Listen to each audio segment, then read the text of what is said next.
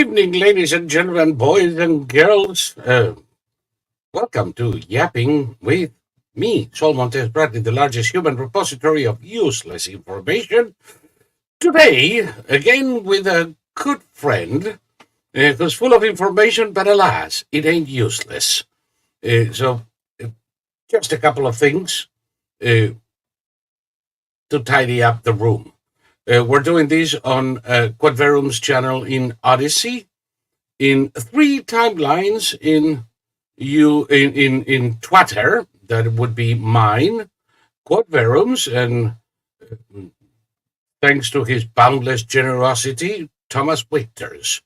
And we're also doing it in YouBoob, because, hey, what the hell, they haven't suspended me for a while. We might as well give him a chance. And chat. If you're, writing in the chat in YouBoob, good luck. We're not monitoring that. You have to come to Odyssey. There is a link provided in the chat in YouBoob. You have no excuse.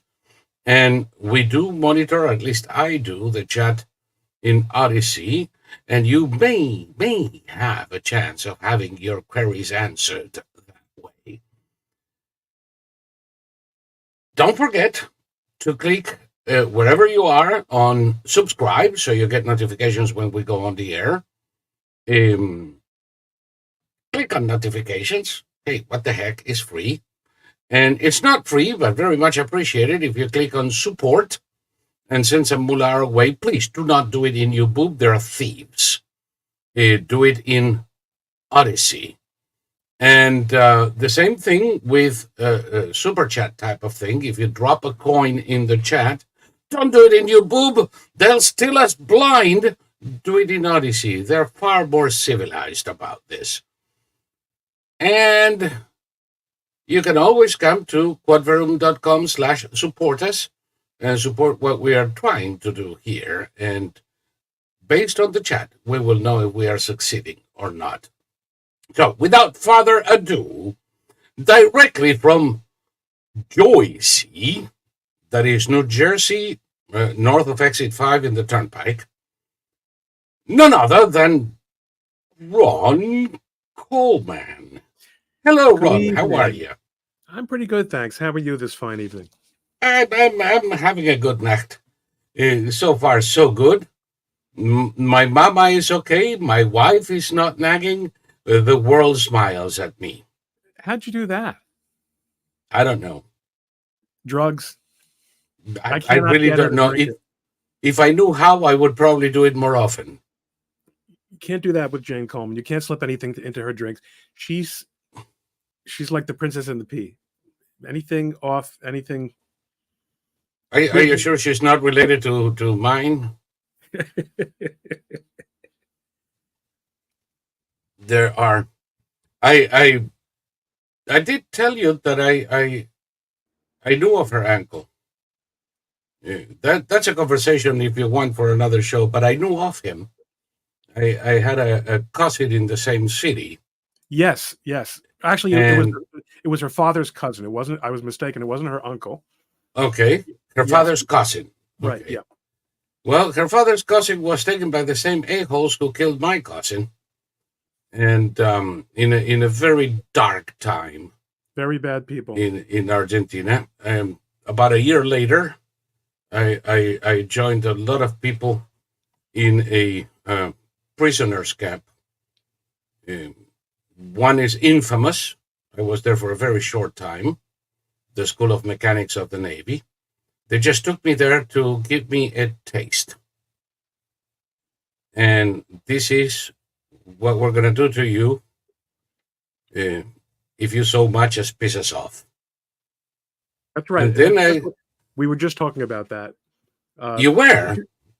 Jane and I. Yes. About how... You know Hannah is my grandmother, right? And Hani was her grandmother. Yeah, there we go.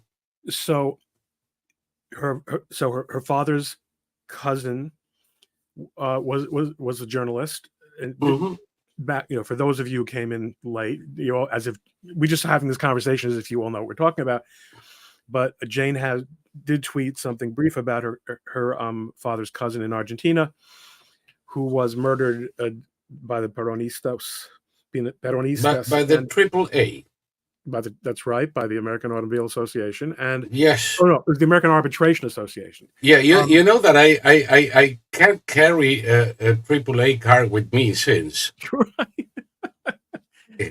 luckily, there are many other roadside options. Alianza Anticomunista Argentina, made up entirely of Nazis, led by José López Rega. In the service, however, of Marxists. Well, in the service of General Perón, actually. Right, but I mean, he was not exactly a rightist. He was a fascist. He was a fascist in the purest sense of the word. Right, a genuine fascist, which Yes. means that in any event, in addition to killing the one cousin, Father's cousin. He had a sister, and she was kidnapped. And we were saying, Hani was saying, this was meant to send a message. People like you. The brother was killed and the sister was kidnapped so that she would be able to go back and tell the story. People. That's right. And boy, is she a fangirl of the new Jefe over there. Well, same as me. You see, the new Jefe over there. By the way, I do have, to be honest, absolutely no stake in Argentina. They can go to hell. You have turned your back on it. I understand. Yeah, they can go to hell in a handbasket. I wouldn't give a damn anyway. And I do think that Argentina is Dante's Inferno. I do believe that at the entrance to immigration in Ezeiza Airport, there should be a big sign, Lasciati ogni speranza voi che entrate. Abandon all hope, ye who enter here. And I must confess, while I'm a little bit enthusiastic about the new Jefe, I'm not particularly convinced he will succeed. No, I think he has taken on a tremendous uphill. Oh God, he's trying to move Mount Everest, and he doesn't even have a majority or anything close to it. No, not even close to it. And even the people who voted for him didn't do it out of loyalty to him or his ideas, but out of spite for the other Maroons. So once that the other Maroons are removed, it is a big question whether they have any loyalty for him at all. Yep. So, democracy is a sloppy business. Yes, it is. The worst system, according to Churchill. Yes. Except for all the other ones. Except for all the others, yes, indeed. That's how that one is completed. But and it all depends on what democracy is. You know that the dictionary definition of democracy varies greatly from one language to another. Yeah. So now, how many people in the comments are going to know? It's not a democracy. It's a constitutional republic. Oh God! Like please. I'm not a human being. I'm a developed ape. Yes, we understand. It is not a pure democracy. Everyone doesn't. That's a good subject, by the way. That's a good subject since you bring it up. Because for years I've been arguing with the "it's not a democracy, it's a republic" crowd. And I failed to see the dichotomy. It's not a cat. It's a horse. No, they're not even felines. It's called semantics. It's people are playing semantics. Yes. But, you have a more developed notion on this, I believe, than I do. But to me, a republic is just a country without where a country ruled by a government that is not hereditary. It's not a monarchy. It's not a satrapy. Period. End of story. And Well, I will tell you. I'll tell yeah, you a little secret. I'm not sure how I should. What's the best way to share it? I'm going to put it in the comments in the link. I wrote an article on this very topic mm, 4 years ago, almost to the date. In Human Events, back when Will Chamberlain was running it, and it wasn't so quite so greasy, and before Jack Posobiec got involved. It's a different topic for a different day, but I don't know if that showed up anywhere. You probably have more control over this, so I'm going to put it in the link in the private chat. But it's something that I have thought about. Yes, I have. But it's boring. heavily human events. Yeah. Okay, let me put it in the chat. And a little reminder, because I see a lot of people are active on YouTube. So once again, we're not reading those, and please don't put money in there. YouTube keeps 45% of that money. You make an effort, and they grab it. If you're gonna put a buck at all, You sound do like it a in communist now. Odyssey. You sound like a communist. No, I'm a capitalist. I want it all. I don't want to share. Do you want to Right, share? but the point is, but YouTube has set up the capital. They Yeah, have built this so platform. has Odyssey. Right. Okay. Except Odyssey, I got to tell you, I joined Odyssey because Yeah. I wanted to impress you, and it's I love the platform. I mean, compared to Rumble, which is in the Stone Age, Yeah.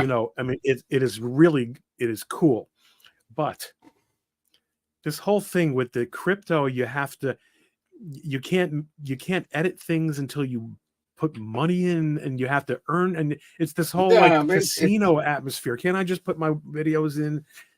yeah, and well, what they don't want is at the very beginning people to come in and start loading the system with crap.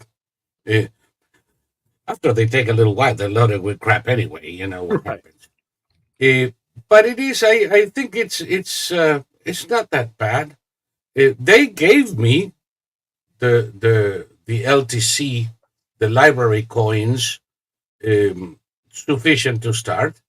Over time, as you publish videos and watch videos, that amount increases.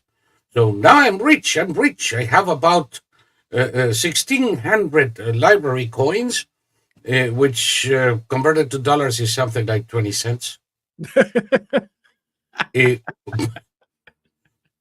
but it allows me to kind of like boost videos and put them to the front of the line. Yeah, And I don't that's have about it. You get used to it. It's no big deal. I'm sure. Yeah. I'm lazy. I don't have the patience to I learn. publish videos with 0.01 library coins. Not All a right, well, lot. I will tell you that I like it. No. And by the way, whatever idea they had at the beginning, it didn't quite work, and it is kind of childish. Yeah, and I think that's also true for Rumble. I remember when I first Yeah. started using Rumble, it was like, this video has so many 14 rumbles. What? I don't want to rumble. I don't want to have what I'm supposed to have a fight, a gang fight with someone or Right. something. Rumble in the jungle. Like I mean it. Go to the jungle and rumble there. I mean, I saw Jethro Tull live in the late 70s in Madison Square Garden. Yep. I'm sure actually that if we had Thomas here, he would have that conversation with me.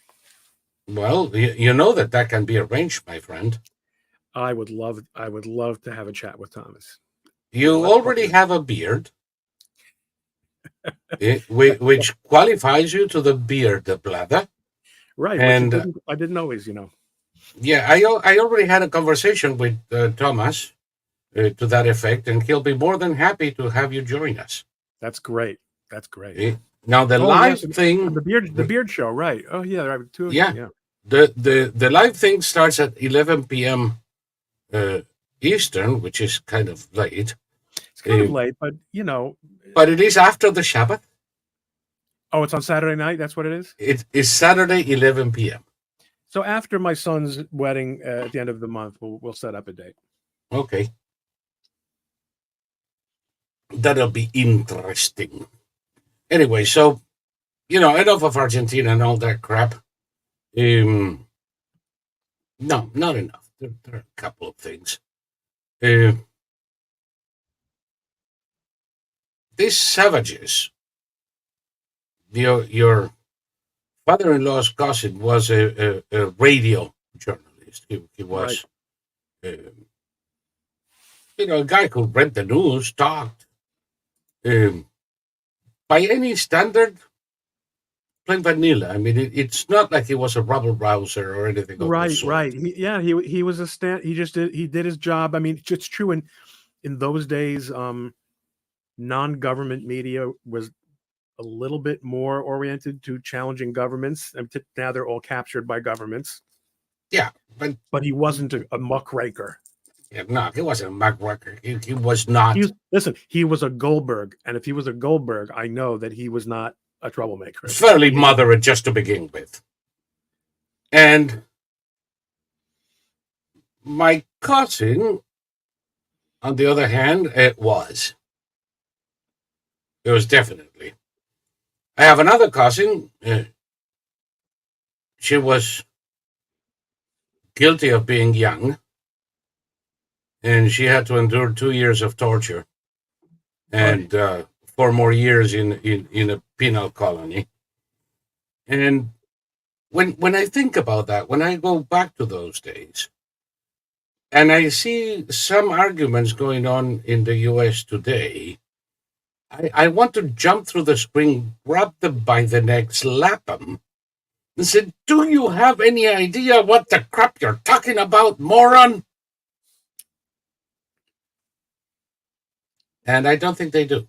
No, they don't. People don't. But you know what? Also, Saul, we've reached a point where it really doesn't matter. I mean, we're in an era now where the president of the United States is not expected to actually take questions at anything remotely resembling what, for our entire lifetimes, what's called a press conference.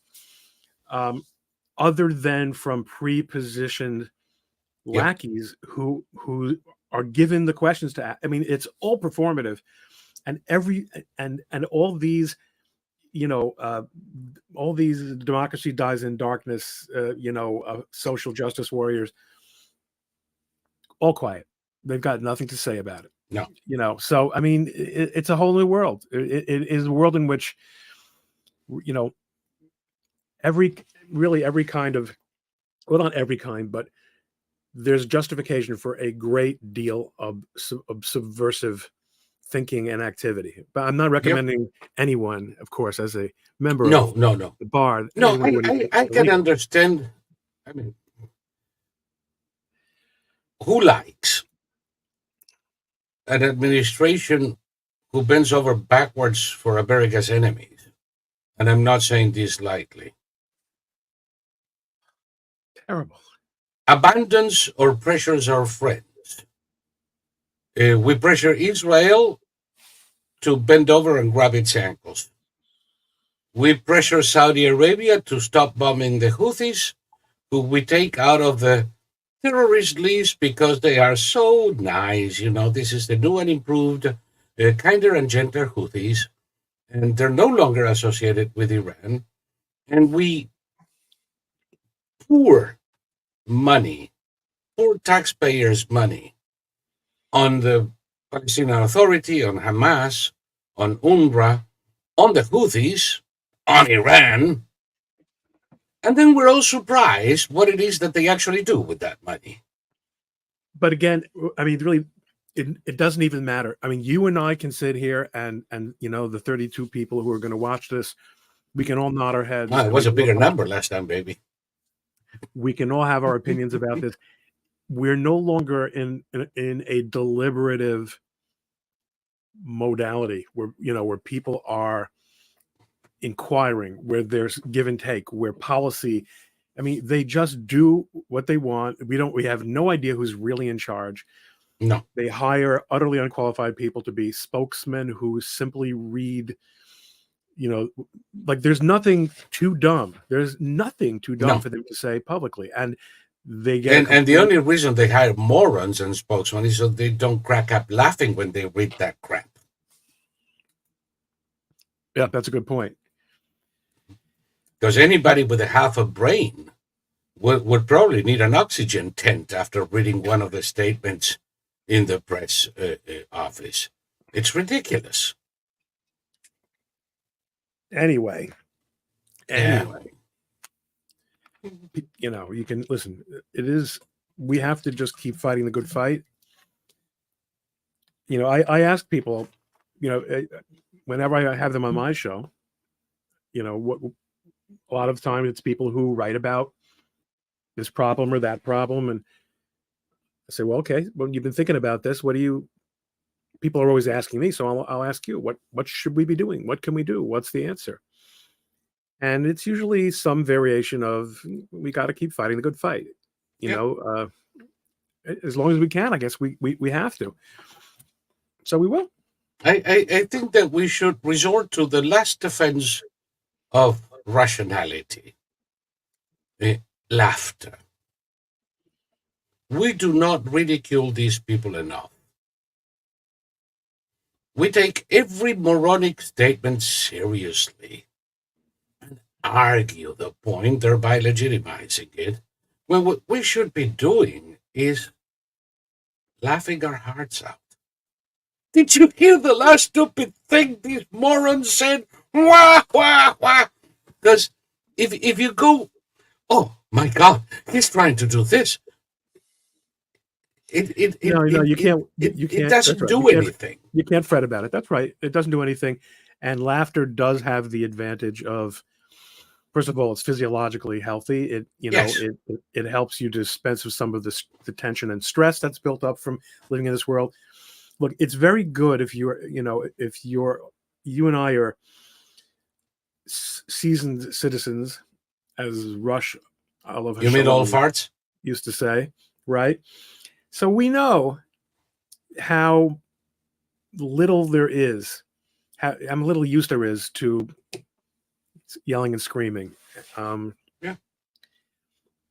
And, you have to just play. You have to play your game and hope that, as you said, rationality shines some light on what's going on around us. And then you do have these sort of black swan events where someone, if things look utterly hopeless, and then someone like Elon Musk comes along and spends a massive amount of personal wealth, money that the system has decided he's never going to be allowed to have again, as we learned in the Delaware courts earlier this week. And for those of you who weren't paying attention, the Delaware court just decided that his severance package in Tesla is not to be, which is unbelievable. The one thing that I did not see in all the commentary around it is how unbelievably fascist that is. As far as I'm concerned, if the shareholders of Company A vote to pay the CEO of Company A whatever crap they want, it's their business. It's not the government's. It's not mine, unless I happen to be a shareholder and then I voted, and I have to accept what the majority of shareholders say. What is this notion that the government or the courts, for that matter, can dictate what a shareholder can or cannot do with his company? There is a concept called the business judgment rule, and it's developed most thoroughly in the law of Delaware, because that's where so many corporations have their homes. And it says that, as you're saying, the people who run the company, who are lawfully in charge of making the decisions and who report to a board of directors, which in turn reports to its shareholders, are given a great deal of leeway in making management decisions, spending company money and everything. But that there is a point at which something is so beyond the pale that they are considered to have violated their fiduciary duties as... Right. But what if the shareholders vote for it? Listen, from everyone who understands corporate law, I think understands that this decision was a very, very poor one by a very, very political chancellor. Hmm. And this is how it's going to be. I mean, someone made a very good point today. We're talking about Delaware. This is Biden country. Oh yeah, These are his crooks. true. I mean, it is going to be appealed. No wonder Elon Musk is now calling for people to register elsewhere and not in Delaware. I could have told him that.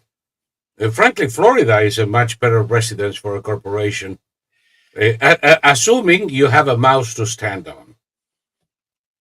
Assuming you have what to stand on? A mouse to stand on, because a mouse. Why a mouse? Oh, in Florida. Well, right, because if you don't have a mouse to stand on, you're going to have your case dismissed. Yes, you might be. You'll be up Reedy Creek without a paddle. Yep. So, I think Florida is a much better place to do business, corporate law wise, than Delaware. Now, am I right? So what happened? Right. I mean, Delaware, during the 20th century and in the late 19th century, as corporate law became more sophisticated, and as the Industrial Revolution ramped up, different states competed with each other in what my law professor called the race to the bottom. Yep. To see who could offer the least regulation of corporations that were incorporated in their states. Why would they do that? So that maybe, even though in those days it was less common to incorporate in a place that was different from where you did business. Yep. But also there would still be franchise taxes and other. It was a way for states to raise money, and for a couple of generations, the world sort of settled in, certainly after World War II, to Delaware being this really ideal compromise. It wasn't California or Michigan or New York where there were these particular vested interests. It just became sort of this corporate haven. And they had this court of chancery that was specialized in dealing with these shareholder cases, and really high quality, sophisticated lawyers found themselves practicing there, doing this, high level corporate law work, and providing a headquarters address to a host of companies. Right, exactly. And now, they ruin everything. They ruin everything they touch.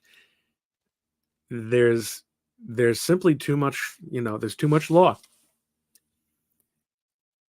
On the other hand, it was a good decision. That Disney decision was an entirely correct decision. It was one that I had been my friend Andrew Esquire, who happens to not only be a prominent legal YouTuber, but someone whose professional practice for many, many years focused on these tax district issues.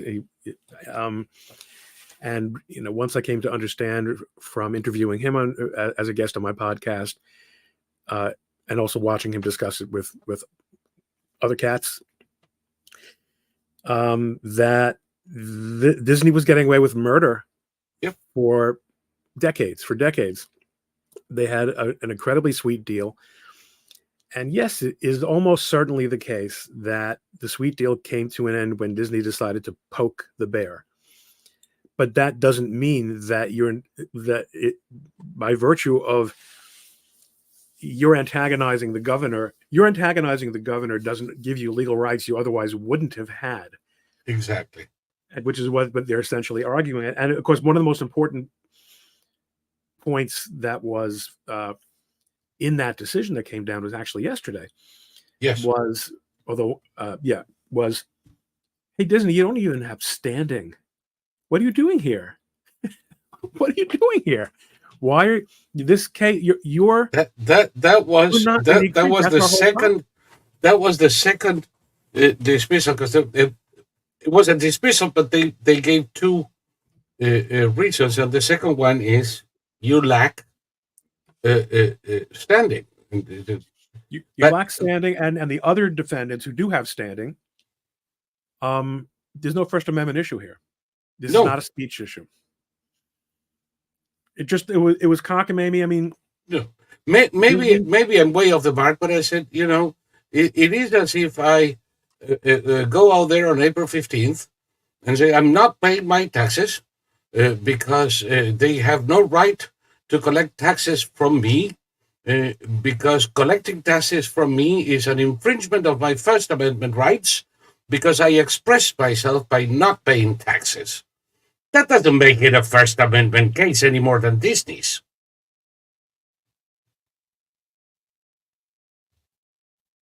And you stated it clearly. Uh, oh, we lost. Oh, there we go. Did I scare you or the internet? no, it was the Peronistas. Ah, damn. The thing is, you put me up to it some time ago, and then your friend you just mentioned, he has a video where he explains this in a way that even Bernie Sanders can understand if he's listening. Not a small feat, mind you. And to me it was clear, and I always had the impression that the Really Creek, the moment that Disney failed to develop a city, they lost any claim to it. Right. Because But no one wanted to notice, and of course, I'm sure they made it worthwhile for what was for until the last couple of decades, sleepy Florida. It worked out for everyone really because yeah, Disney was putting money into it that it might not have put into it, and there's no question that Disney was earned the right to the opportunity yeah, to make investments in areas where no one else was making investments. But the idea that they became de facto, corporate a owners, talk fiefdom. about fascism, corporate owners of a municipality. Yeah, You know what? a And then they fiefdom. had the audacity to say, "Hi, we're Disney, and we're going to sue you for depriving us of our fiefdom." Yeah, I don't think people understand, but Disney was paying taxes to itself. Right? It's like, And I don't never know if you saw mind, right? Never they mind the counties they're on who didn't benefit an iota from Disney's activities, though they had expenses. Because you might say, well, they're doing this in Disney with their own things. Why should they pay taxes to the counties? Because the counties were paying for the roads to get there, for the airports, for the bus stations, for the infrastructure, and they were getting diddle crap.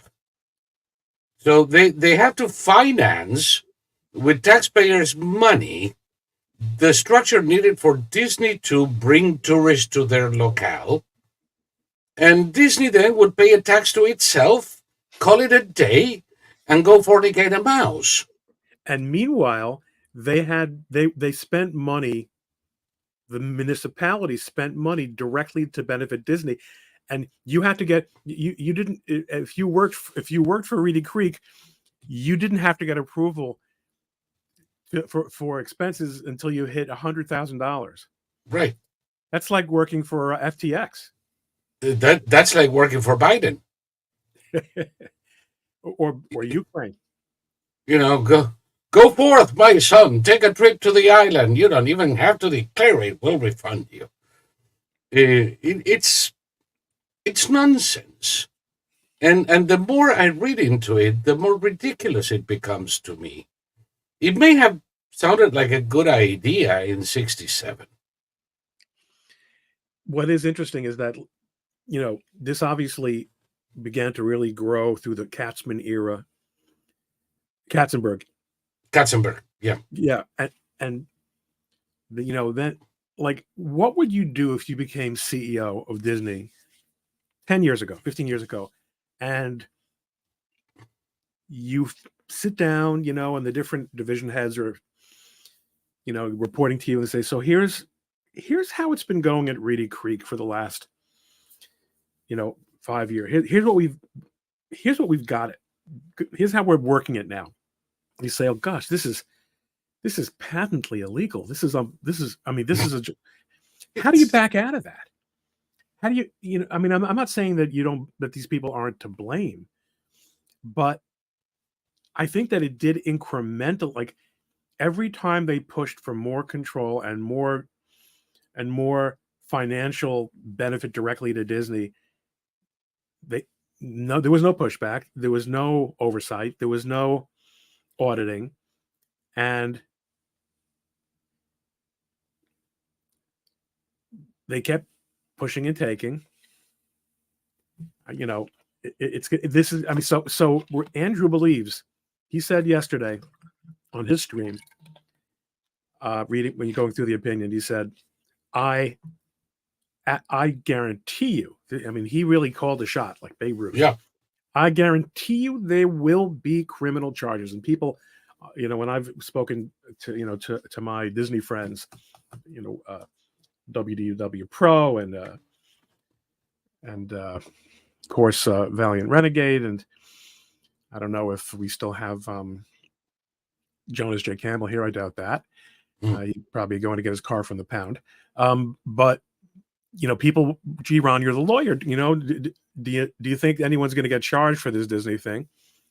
And I said I probably think they will, but there's so little accountability for people at the top, unless they're Republicans or connected with Donald Trump in some way. Yes, it has been a newsworthy week.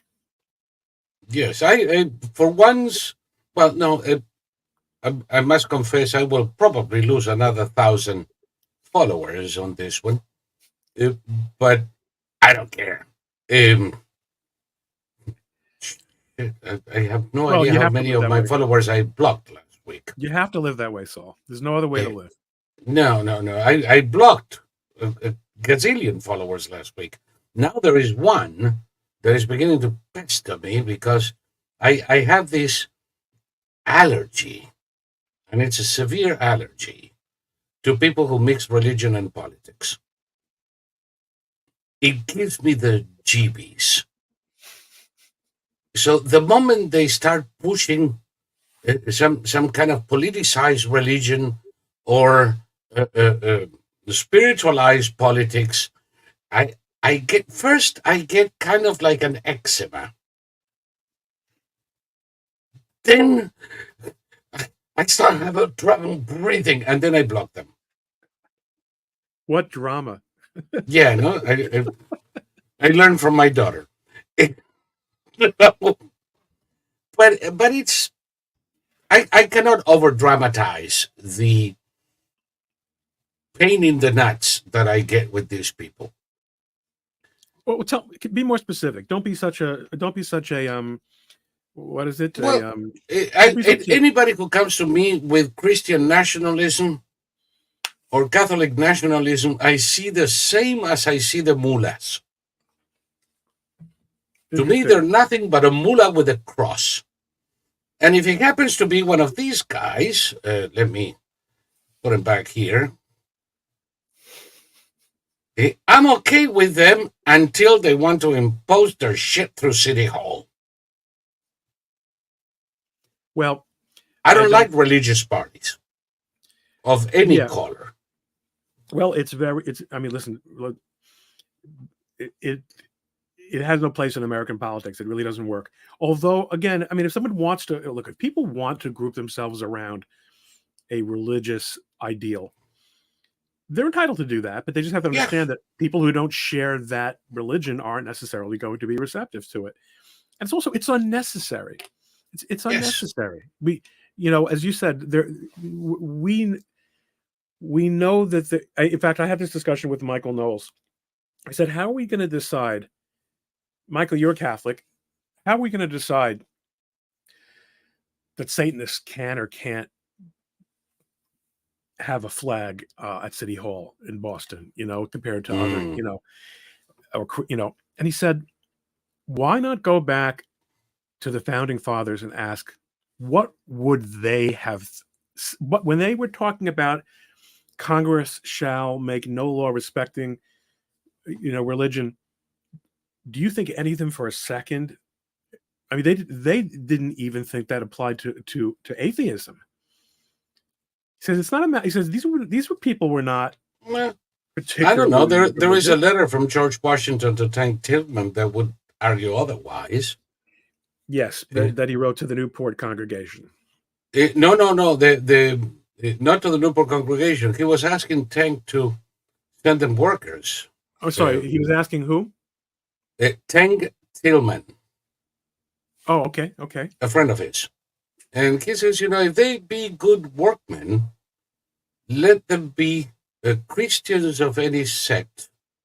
Let them be Muslims. That's the way he wrote it. Sorry about that. That's what they used to call Muslims. Yeah. Muslims, or let them be atheists.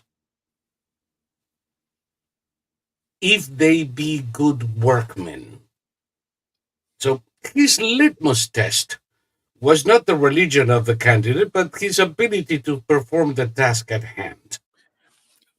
And that tells you a lot about how he saw these things. Listen, Washington doesn't really get enough credit as a thinker. I know that there has been a little bit of a movement to sort of knock him off his pedestal as well, because that's always the move, of course. Over my dead body. And they took Jefferson's statue out of New York City's. I think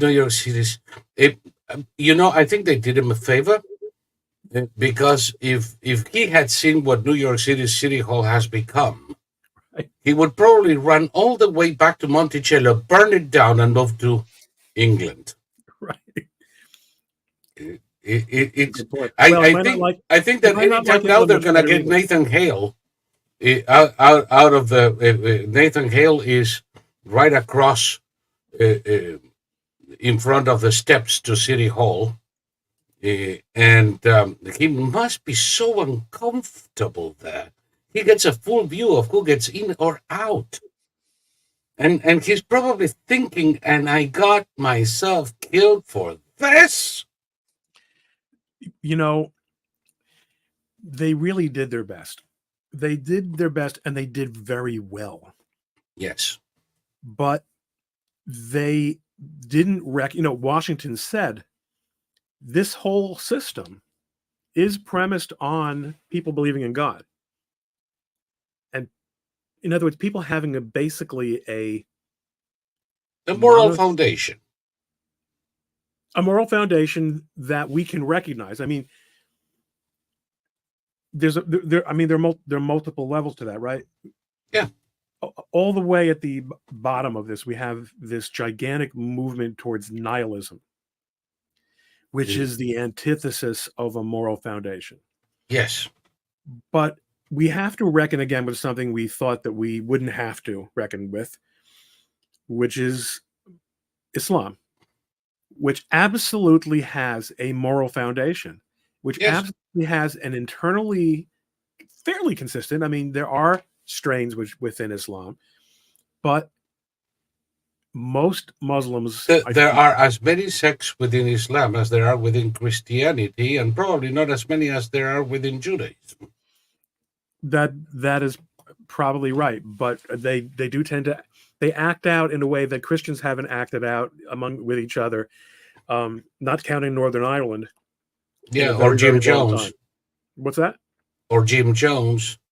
Yeah, well, I mean, now we're talking, bona fide lunatics. Hey, I just want to say hi to some of the people in the chat there, because you're viewing the chat in Odyssey or in YouTube. No, I haven't figured out how to stream in Odyssey, and I don't really see a real reason for me to do. I did have it was a very big week for me because I cracked 10,000 on YouTube. And it was very embarrassing for me that I couldn't get to 10,000. I think that the stream that we did really helped kick that up there. I understand from every day that there are 4 main schools of Islamic jurisprudence in the chat, and I'm not so sure Yeah. I'm There are many more. more There than are many 4. more. Sharia is mostly founded on uh, the nation tribe. In just about every country that practices Islam, there is a different version of Sharia. It's not the same thing in Nigeria as it is in Afghanistan. It's not the same thing And in Iraq as it is in Indonesia. It's and completely this is different. and are those different schools of Yes, jurisprudence, do they track in any way the Sunni and Shia split, or is that a there's completely more than Sunni and Shia split. so say? But the point is that Sunni and Shia would be examples, would be streams within. Those are theological streams. Sharia doesn't have much to do with either.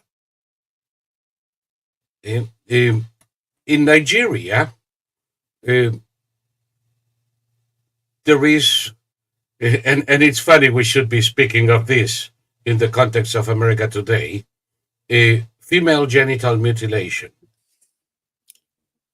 It actually precedes Islam, and it was Oh, practiced long before the arrival of Islam in those areas.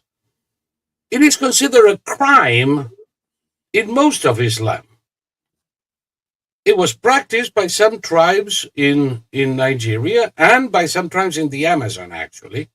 No relationship that we know of.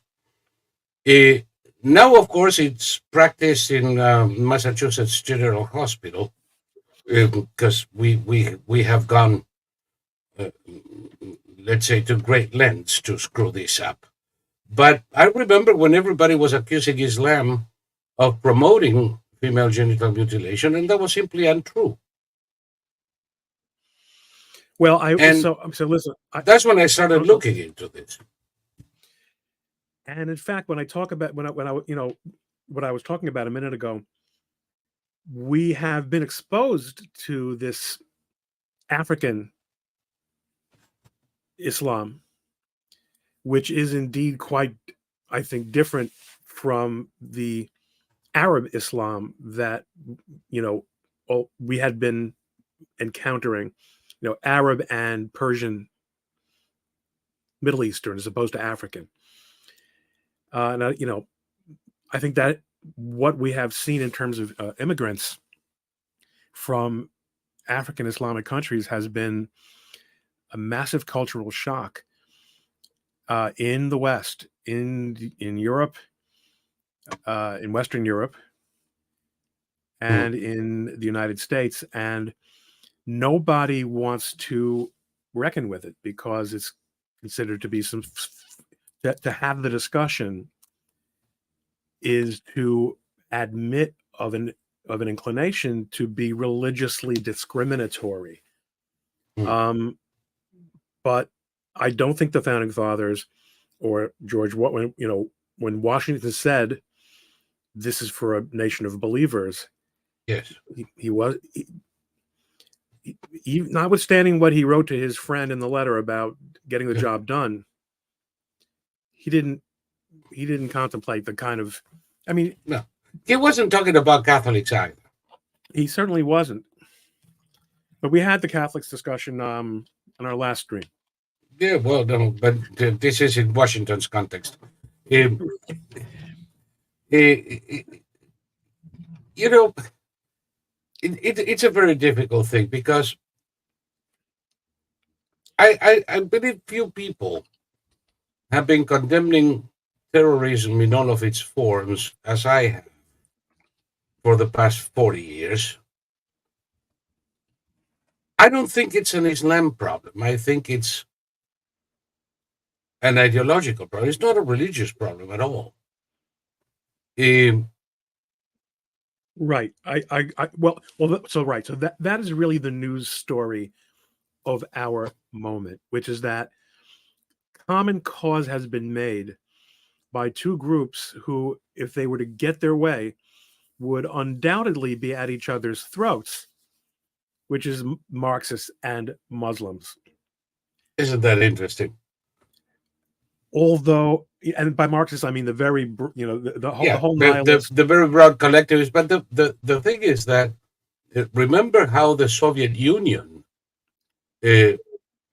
supported, empowered, and virtually created the Palestinian movement, which was supported by Hitler before that as the Arab Palestinian movement.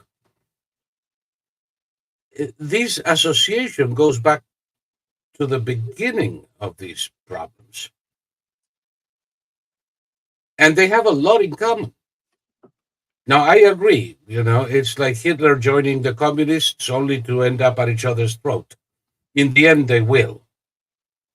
But they will when it's time to partition the spoils. Because in the meantime, like Johann von Leers, and I use the word with misgivings, was an intellectual of Nazism.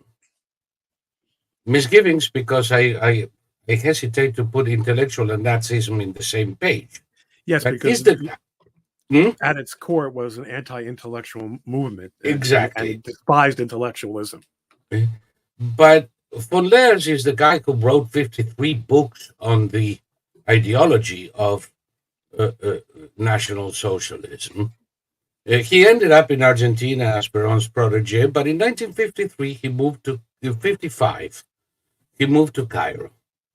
Yes. In his letter, in his goodbye letter to the Nazi community of Argentina, a very large one, I might add, he says that the deposition of General Perón by the Revolution of 55 has made our dreams of a Reich unattainable here.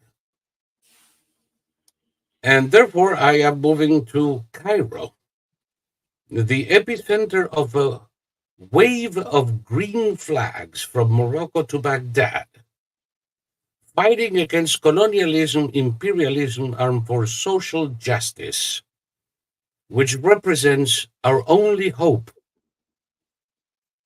to restore the Reich. Boy, was he right. I'm sorry, what? Boy, was he right. Yeah, right. Osama bin Laden's fatwa against the U.S. is a tirade against imperialism and a call for social justice that would make Ocasio-Cortez sound tame in comparison. So that what you're saying is an articulate and well-informed version of what I said 5 minutes ago, with lots of fine detail, which is that there is an alliance of convenience now. Yeah. That it's the people who want to destroy this civilization versus absolutely yes, people who have different ideas of what to do with the remains. And the irony is, I mean, it's a cliche. Please forgive me, people. I'm going to say, look, there have been cliches in this. Ego te absolvo. I'll hate.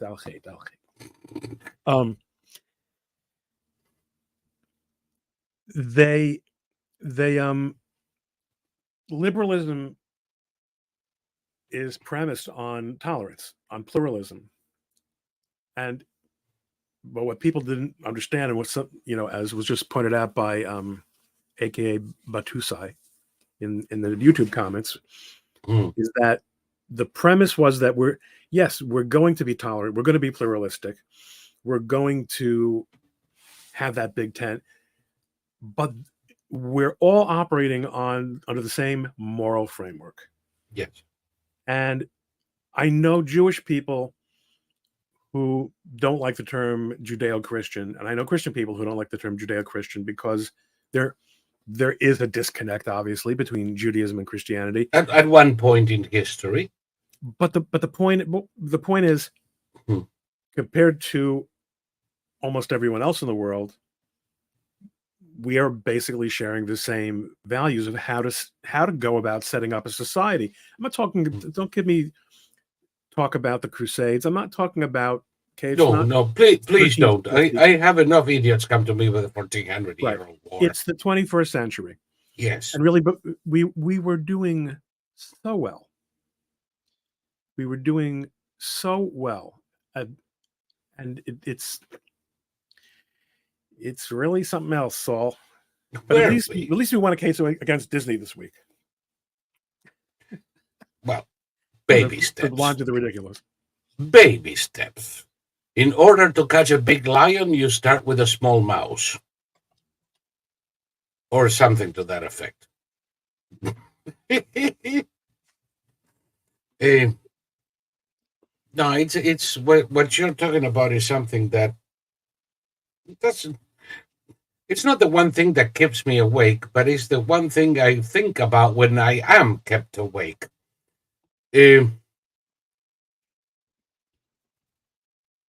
One thing we cannot forget is that the primary target of Islamic National Socialism is not us, it's other Muslims. Hundreds of thousands have died in the past 10 years alone. While the left in Europe and the US talk about genocide, genocide, because we killed 8,000 Hamas asshats, 500,000 were killed in Syria, way over Right. 300,000 in Iraq. Nobody's counting the Muslims murdered by the Chinese. Nope. Uh, If the Jews because didn't do it, no one gives a crap. nobody gives a Or shit. the So Americans. whether it is, in Western China or in Syria or in Libya or in Iraq, uh, hundreds of thousands of Muslims who died fighting with us against ISIS and Al Qaeda, nobody counts them. And we cannot win this battle without them. So I always think that people who generalize about Islam and put in the same position the terrorists of Al Qaeda, ISIS, or Damascus with the hundreds of thousands who fought and are fighting alongside us, the 2 million Arab Muslim Israelis. A general condemnation of Islam condemns the Muslim Bedouins fighting in the IDF.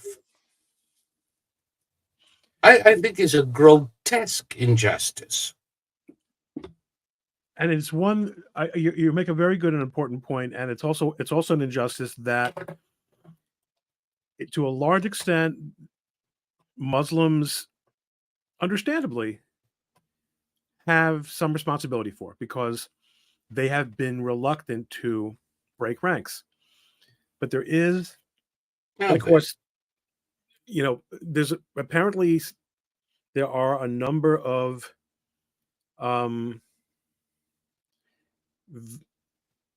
there's a growing consensus in the Arab Muslim world, Yeah. that it's time to stop playing footsie with Hamas, because they're nihilists. There's nothing's good enough for them, and they will ruin everything. I think you're too generous with them. But now we have this, rumors that the British are about to recognize a Palestinian state, and Biden threw up Biden's people threw up some kind of flag. What is it called?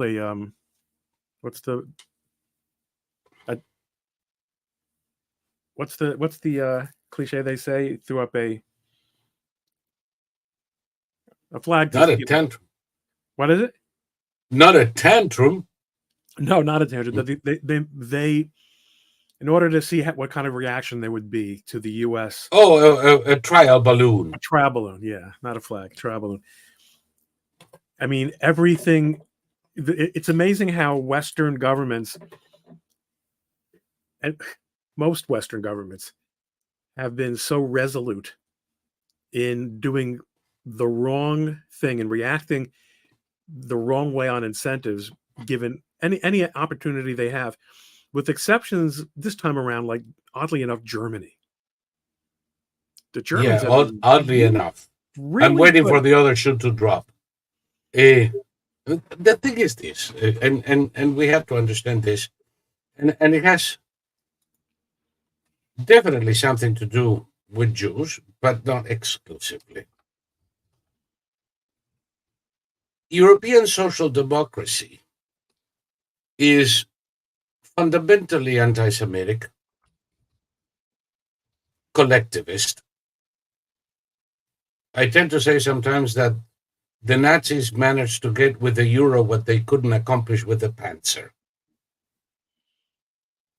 All of these virulently anti Semitic Europeans, France, to a lesser degree, Italy, definitely Austria.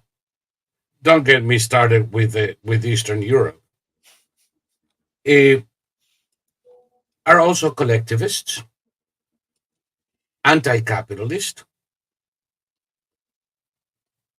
I would say anti-liberty with a capital L.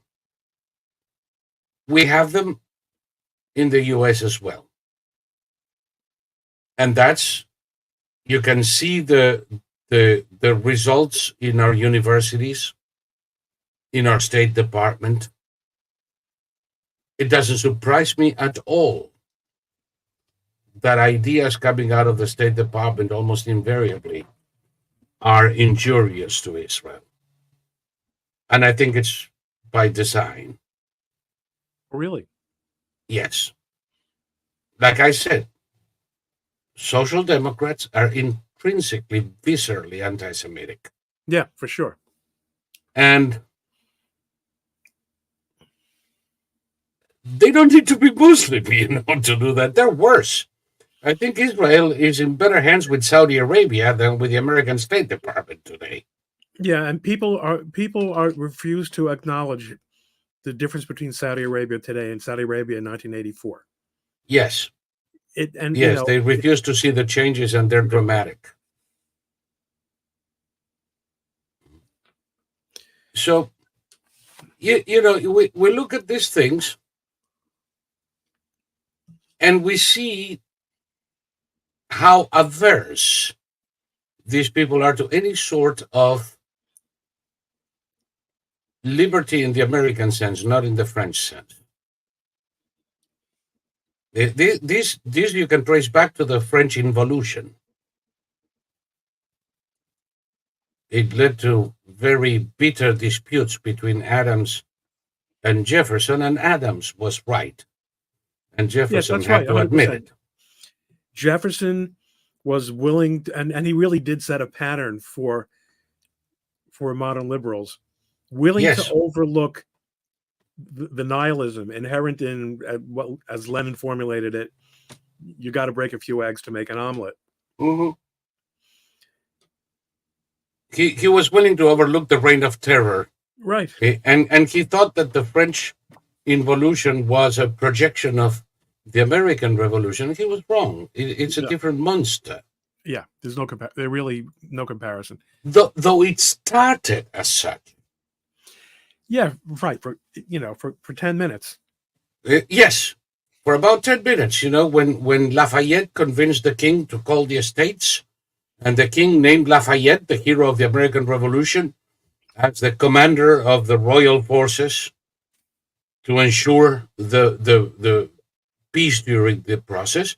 And eventually there was a counter-revolution. Lafayette ended up in exile in Austria and was jailed. Yeah. Thomas Paine ended up condemned to the guillotine, Yeah. and if it wasn't for Robespierre kicking the bucket Well, he had fortuitously, it. Yeah, he was kicked into the bucket. he was kicked into the bucket, and Thomas Paine's friends managed to spring him out during the confusion that followed. Some people say he was sprung out of the Bastille, forgetting that the Bastille had already been burnt. Yeah. It's that would have been a sight to see. But when the French Revolution calls for liberté, égalité, et fraternité, it sounds pretty much like liberty, equality, and Right. It's a good, nice list. Sure. What's it, not it's to a, like? except that our equality is equality before the law. Their equality refers probably more to the size of the dick. If yours is longer, we need to cut it to size. Or put it more seriously, they speak of equality of means, and we speak of equality of opportunity. Big And we freaking have let difference. that distinction absolutely get lost. Absolutely get lost. And our government and our leaders and our judiciary and our you know, academia, all the elite institutions Yeah. have bought into it, and it's it's You gewaldig. say, how do we guarantee freedom of religion? You know what the French did in 2000? In 2000, In 2000, they passed a beautiful law, the sects law, which prohibits the practice and ritual of sect within the territory of, not sex, mind you, that one is still free. This that's what we're talking about. We're talking about France, after all. yes, and it prohibits the practice and rituals of sects within the territory of France. Now, what the crap is a sect? You, having an inquiring mind, may ask. How does the French government determine what is a sect and what isn't? To which the French government says, "I don't know, but we're not going to despair of trying." The Minister of Interior is the one that says, from now on, you're a fucking sect. Look, So, it's a problem. It's a problem because then you're ultimately giving the power to the state, which is which is what after the all. French have been doing all along. Well, that's well, right. Look, we talk about freedom of speech, which is much, that's my topic, right? Yes.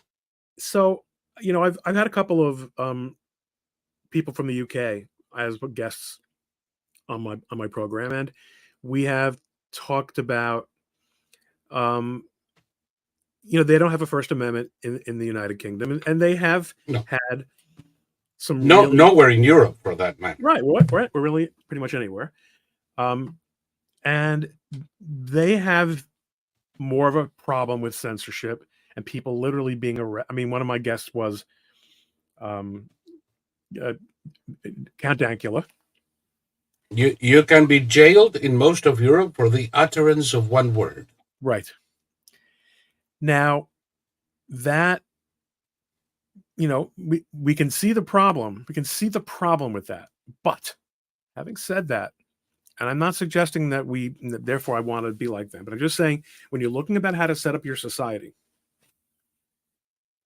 at the end of the day, just how much has the United Kingdom suffered from a lack of freedom of expression in the last 100 years? Probably not really so much. I don't know. I don't. Maybe someone has done that study. I myself don't. I don't know. We're living in such an open system, Yeah, by but and large. I think the question is upside down. Is a proving of the negative. Say that Um, again. is a you can never prove the negative. Yes. Well, right, of course. Now, and it's not fair to say that there is no freedom of speech in No, no, no. England, because to a great degree there is. Well, that's There exactly are what I'm specific saying. areas where you cannot venture. I mean, But of course, what happened is that once let's the intersect. You might ask, why do freedom of religion and freedom of speech live together in the First Amendment? Why shouldn't they be two separate amendments? because it's freedom of conscience, both of them. That's right. And what happened in the UK was that you started getting, now that Christianity is really largely out of style in the United Kingdom. Hmm. It started becoming offensive to certain judges for people to express or advocate a Christian point of view, which is not a liberal point of view, Hmm. and which tends to actually be illiberal in many important respects. And they, as judges, who are going to, there's no constitution, there's no written constitution at all in the UK. So they will decide based on their internal feelings, like so many of our judges do now, what they Pure like. jurisprudence. What's that? Purely on jurisprudence. Pure jurisprudence. Traveling through jurisprudential space. They'll decide what is nice and what is inappropriate. And these are hard questions, but as long as we're struggling with them, there is some hope. Yep. And we are. And to go back to the beginning of our discussion, in Argentina, at least they're struggling with important questions also. I mean, for all the unhappiness that a person can quite reasonably have with democracy, it is possible for a democratic system to get fed up before it actually collapses on itself. Now, that might be too late. It might be that Argentina is going to collapse on itself, and it's hard not to see the American system collapsing on itself, because no one who should know better and is in a position of power, when I say no one, I see hardly anyone, is willing to stand up and defend first principles and to insist on standards being upheld, and Yeah.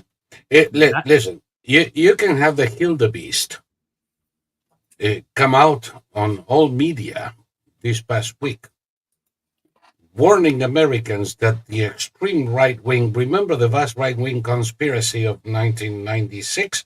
Now we have an extreme right wing conspiracy. I mean, she plagiarizes herself. A thief is a thief. Yeah, God. A vast right wing conspiracy that is going to steal the 2024 elections.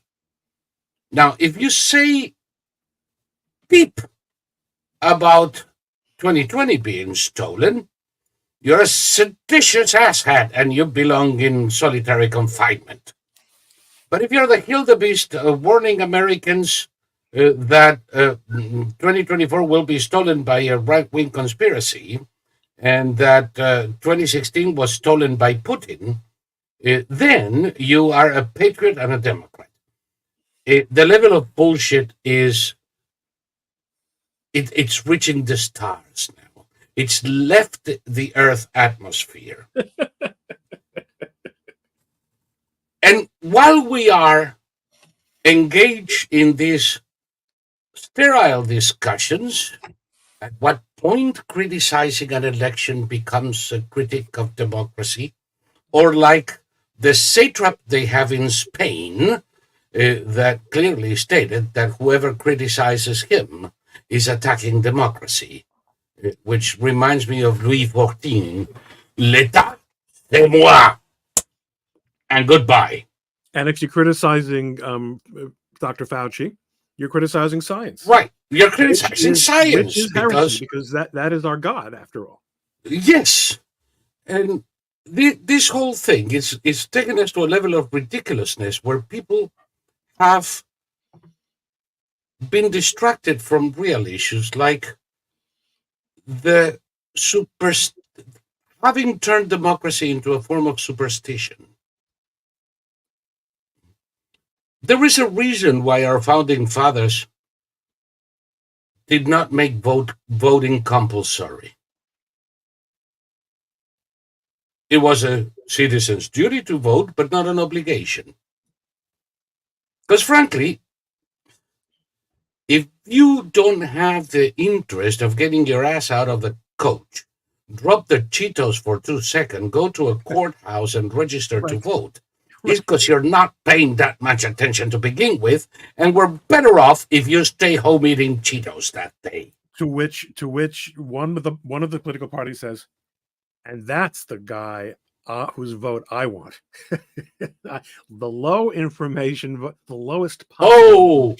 He has to be registered to vote automatically when he buys toilet paper. And there is a second one too that I find to be incredibly more dangerous for us. When that Cheeto eating uninformed blob is registered to vote when he buys toilet paper, that means that whether he votes, and by the way, and then you legalize absentee ballots with no reason or excuse. Yeah. That means that anybody can fill that ballot. And he will vote whether he wants to or not. And we have had jurisdictions in the US in the last election and in 2020 with a better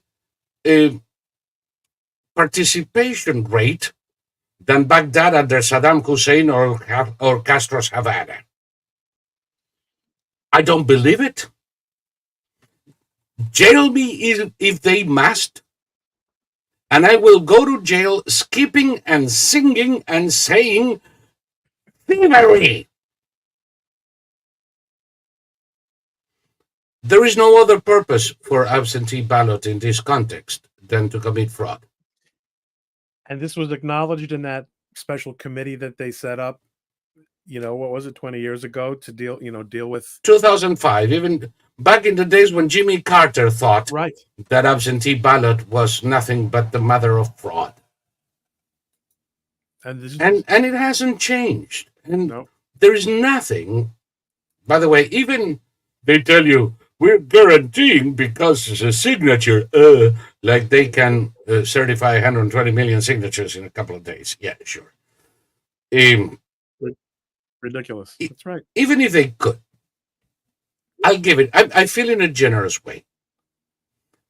I'll give to the Democrats the notion that they can certify that vote came from a voter and the voter signature is legitimate. Who was with him when he voted?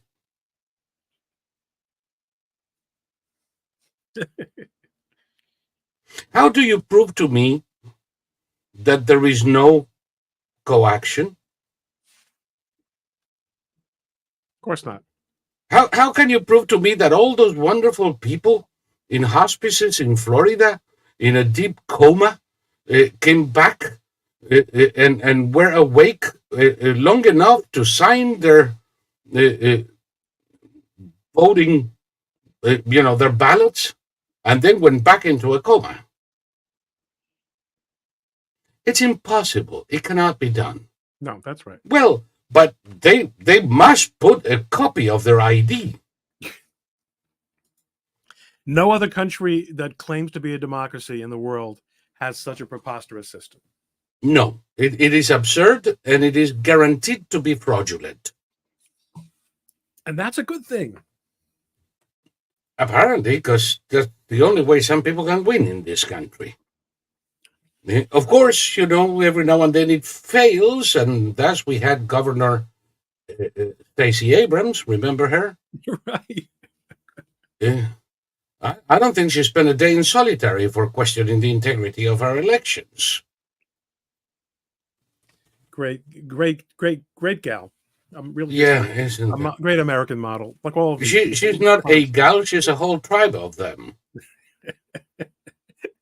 several, several gallons. Yeah, it is, the first case that we know of is a medical marvel of an Australian water tank transplanted into somebody's ass. An Australian, though. Yeah, Australian, big mother tank. A regular water tank, well, that's Mushel. Oh, Saul, you wearing your yarmulke tonight? What are you? See, Saul's being militantly Jewish since October 7th. Ich bin Id. I am, and you said it right, since October 7th, I'm militantly Jewish. And I believe, and I'm going to make the pitch again since you give me the opportunity, everybody and their mothers, I don't care if you are Jew, Waker, Catholic, I don't give a damn. Wear a yarmulke. You see, if they come for the Jews, we're all Jews. And until this is over, it is our moral obligation to take the moral side. Period. That's why we're here. That's why we're here, to have to try to flesh out these issues, and for people who want to listen and know that there are people who are up to discussing, validating the way they feel. And I was talking to somebody who has a very big following on Instagram today, who took me out to lunch in New York. And Jason, Brooklyn Patriot, real Brooklyn Patriot. And we were saying how most people I was talking about how I have subscriptions now, and I have 40 subscribers or something on Twitter. It's very nice. I appreciate them. Oh, thanks. And one of the things I said is, I thought one of the things I would offer to subscribers is, hey, you'll have access to me. You've indicated interest in what I have to say. We can chat. We can, you have questions on videos that I put up and stuff, and because you're a subscriber, I will give you special, I tend to be pretty generous with answering. And virtually no one has taken me up on it, because most people really don't really want to participate. But they do want to be, and this is something Rush Limbaugh used to say all the time, people want to feel validated. They want to know that someone who does have that strange genetic interest that you and I do of wanting to talk and wanting to be heard, that someone is out there saying, no, you're not crazy. It's the rest of the world that's crazy. You're right. You're right. Thank God we're here and we can have it. And, things that we never expected that would happen are happening. Some of them are awful. Some of them are amazingly good. We often tend to take the good for granted. I thank you very much for inviting me to join you tonight. And moving this to a little bit earlier, you're a night owl, but I'm an aged man. I can't stay up all night doing this kind of thing. I'm older than you. I know. I'm older than you. I was already in jail where you were trying to get an ice cream cone at the Dairy Queen.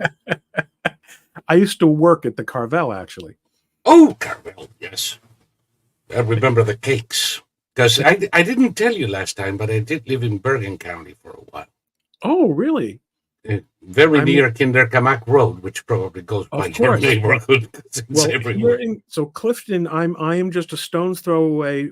There are a lot of businesses around here called Tri-County, because we're very close to the intersection of Bergen and Essex and Passaic. Yes. Truly exciting banter here, folks. I'm sure that you really are appreciating these New Jersey Passaic River oriented moments. But I am going Yes. to bail on you. Okay. I'm going to stay for another 20 minutes answering questions. Yeah, Uh, and now you can speak more. I think more frankly, and people, where there did you is get this well, guy, Saul? I always speak frankly. Yeah, you do. I'm a strong believer, and it's better to come in with a green face than leave with a red one. Um, Master of metaphors. I don't know what the hell he's talking about, folks. I'd rather make you upset when I come in than be ashamed when I leave for not having brought up the Not point. having, yes. No, listen, got it. As we say in Yiddish, tuch a soifen tish. Sit on the table. Leave my tuchens alone. Oh, I promise you. I promise you. No interest. And on that note, Yes. I'm going to get my tuchus out of here. And Oh, wish you a good Shabbos. And thanks again for having me on. And we'll talk again soon, as we always do. a good Shabbos to you, and we'll be in touch. Thank you, Good night, my friend, everybody. and I'll stay for a couple more minutes. Yeah, you don't bail on just because if you lose the feed from me, catch it on Saul. Yeah. Catch it One over there. thing, by the way, that you can try with your subscriptions. I Yeah. have something where I actually bring people on camera.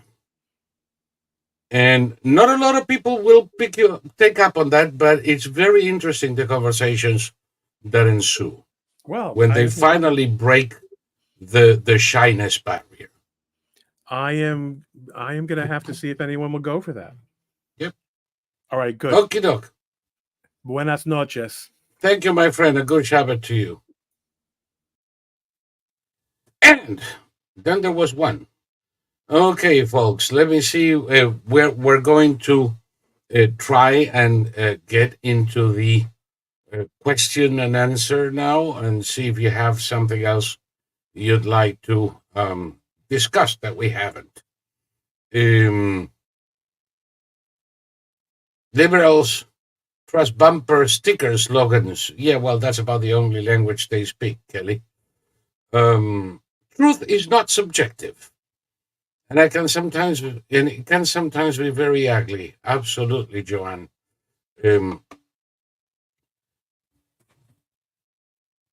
Truth is objective.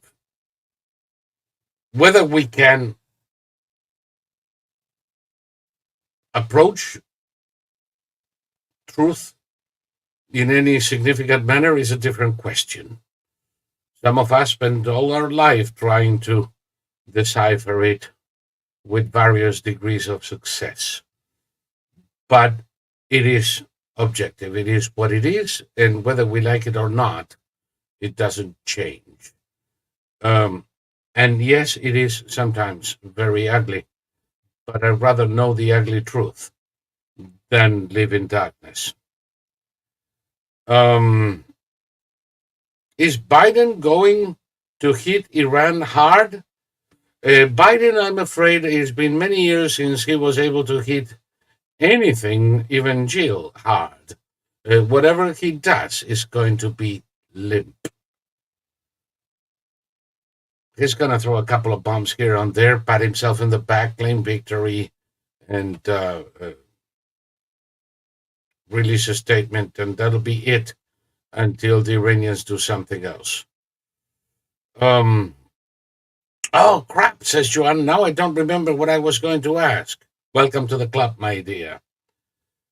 I seriously doubt it. I see that most of you like the convos. Now, let me see what I have here.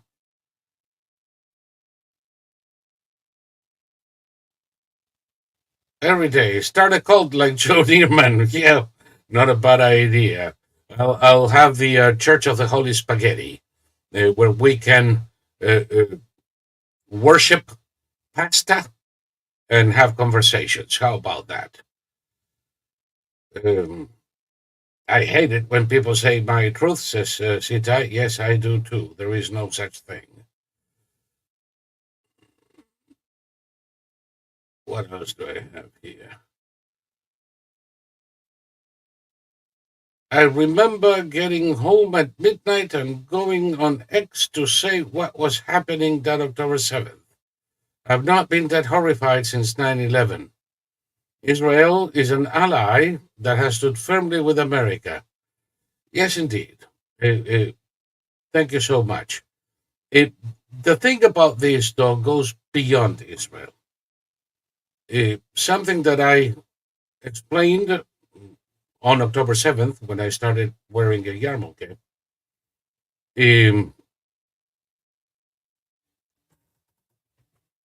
A few years ago, these camel hampers killed three or four, was it, cartoon designers in a weekly magazine in France nobody had heard of before, called the Charlie Hebdomadaire, or Charlie. Immediately there was a response around the world, and everybody was putting on bumper stickers saying, marching in the streets of Paris or New York, Je suis Charlie. We are Charlie. At 9/11, there was a fear that never materialized because American people are not like that. That Americans would lash out at the Muslim communities. And other than one crazy motherfucker who killed, of all things, a sheik because he wore a turban too, there was no such backlash. But the women of Washington, D.C. joined a movement whereby all of them wore a hijab. So that if you're looking for a Muslim woman, you're going to find that all women wear a hijab. Well,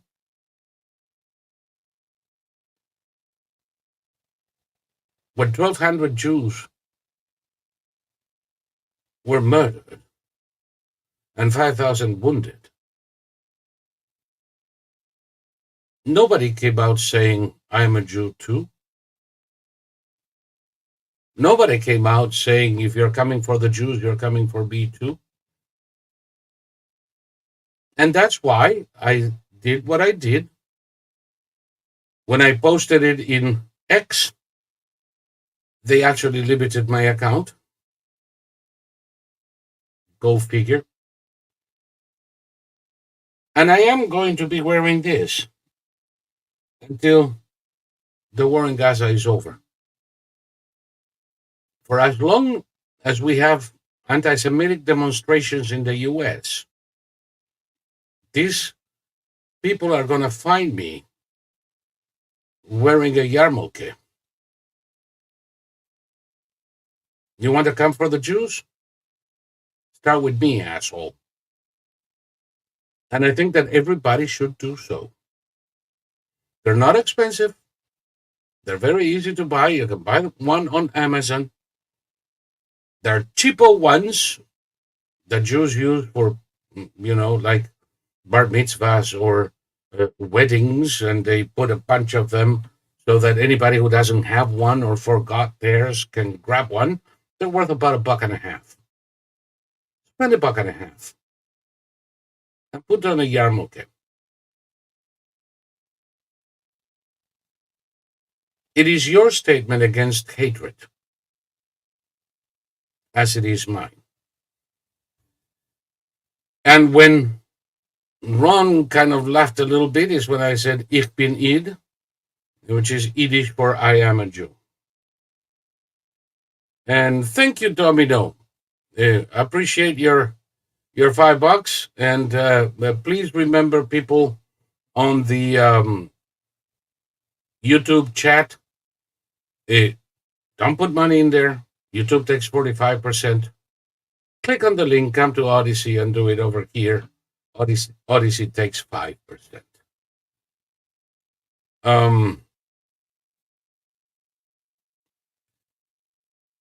Joanne, it used to be that those with Christian beliefs were considered normal mainstream, but that is rapidly changing. Yes, it's true. As a matter of fact, to be a good Christian was synonym with being a good person. Not anymore, Joanne, I'm afraid. Christian persecution is starting to percolate along with anti-Semitism. Lagging, I should say, lagging, but yeah, it's coming too. So Ilhan Omar removed from Foreign Affairs Committee. She should be removed from Congress. She should be removed from Congress. And by the way, she was removed from the Foreign Affairs Committee quite some time ago. And she still has two more committees that she needs to be removed from. We cannot have a U.S. representative going out there and saying that as long as I am on the inside, Somalia's interests will be protected. She's not there to protect Somalia's interests. She's there to protect the interests of Minnesota 5 and to protect and defend the Constitution of the United States.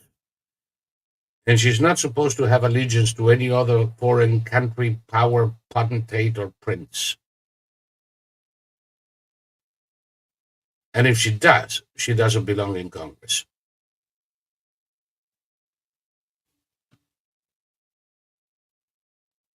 Now, it's not so easy to kick her out, but I think she's earned it. Those of you who have followed me for a while know that I don't say this lightly. And more often than not, I will tell you, well, he's as good a representative as you're going to get from that district. And as long as he or she represent that district well, it's up to them. But her words are a violation of his oath, of her oath upon taking office in Congress, and cannot be tolerated. I'm sorry. Omar is a Benedict Arnold. No, Benedict Arnold was far better character than this cow. Even Washington understood that. A traitor, yes. He was passed off for a promotion, got his panties in a wad, and decided that they didn't want him, so he switched sides. But he was as much a Brit as he was an American. And he was not duplicitous about it. He didn't stay in Washington's army to do the bidding of the British general.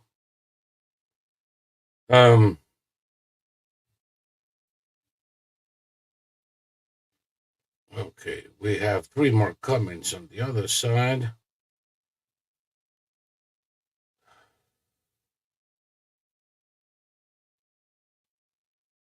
Yay. Whatever. Late to the live stream and enjoying it as I walk the Fido, says one. Well, I hope the Fido and you have a positive encounter with the sidewalk.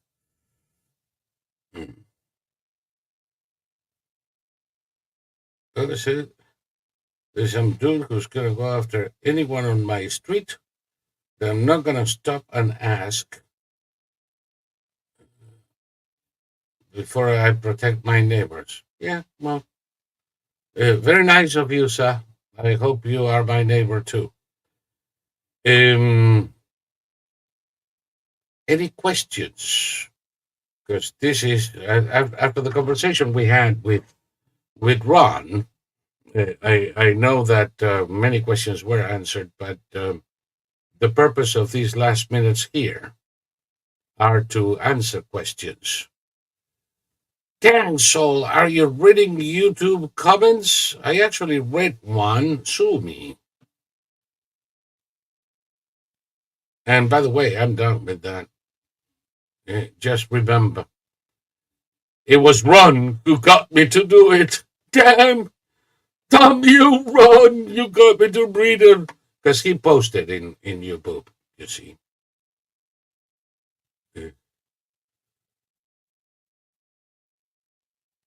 And if you guys don't post in Odyssey? What do you want me to do? Almost joined last QM, but I got power outage, says Van Dien. Damn those communists in Vietnam. They should restore your power first so you can join us. I'm going to have to talk to Chairman, whoever her name is.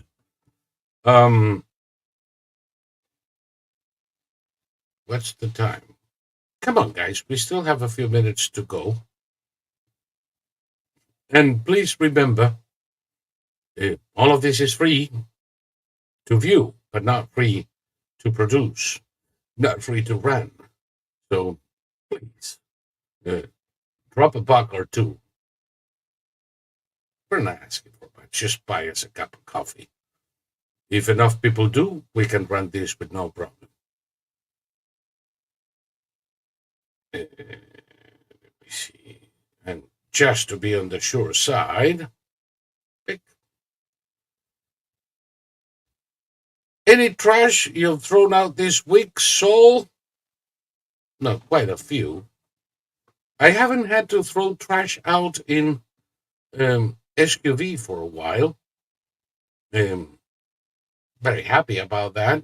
I usually catch the Russian trolls and the Indian spammers before they get in. Every now and then one will do. But no, I've been blocking the living shit out of it. One of these days I'm going to go to Twitter and there's not going to be anything I can read because I blocked everybody. There are two more that I'm of a mind to kick out today. Will Biden sign the latest pending bill? Yeah. He needs to. If he doesn't sign, he's the guy who closed the government down. So he will. The question is getting it through the Senate. Once the Senate approves it, he will sign it.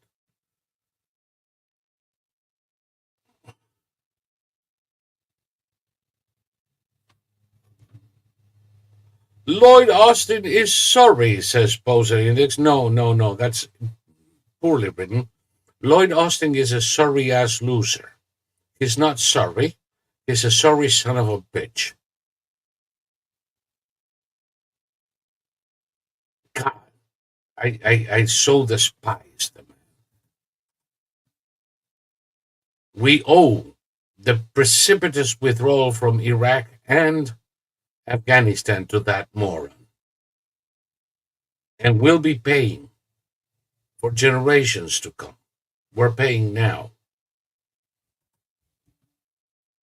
And we're going to have to go back. You see, there is something that people don't understand. When somebody says, if we don't support Ukraine, our sons and daughters will be fighting the Russians, that's not a threat. That is not a curse. That is a statement of fact. Now, fortunately for us, the Ukrainians so far are doing fine, and today they got another 50 billion from the European community. So much about the European community not doing their part. And they sunk another Russian battleship in the Black Sea. Funny. Ukraine is a country without a navy, and they've already sunk 20% of the Black Sea fleet.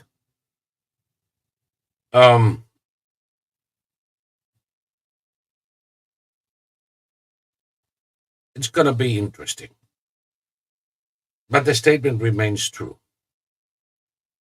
If we don't help Ukraine kick the Russians out of their territory, our sons and daughters will be fighting the Russia in Poland before we can say, what the fuck?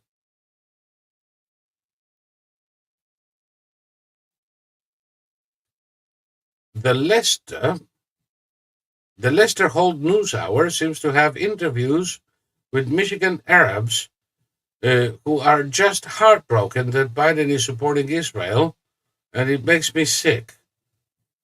First of all, who gives a flying crap? I really don't care. And I don't care about the feelings of a few misinformed people, which is not limited to Michigan Arabs. If you interview New York socialists of English and German ancestry, you're going to get the same shit. Had the predicted recession disappeared? No, we're in it.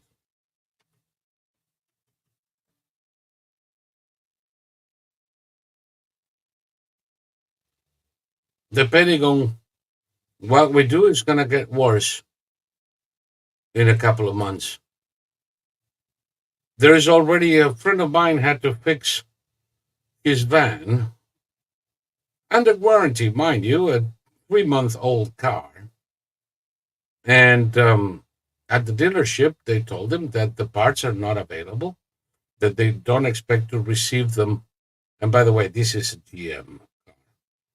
They don't expect to receive these parts for 4 months. So they gave him a loaner, which he has to renew every week for 4 months until they get the goddamn part. And this is like the tip of the iceberg, because I told you, once the Houthis succeeded in closing Bab el Mandeb and sent all of those ships around the Cape of Good Hope,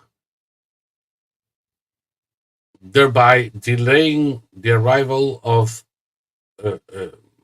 merchandise, including parts and raw materials, from Southeast Asia to Europe, and sending freights 300% up.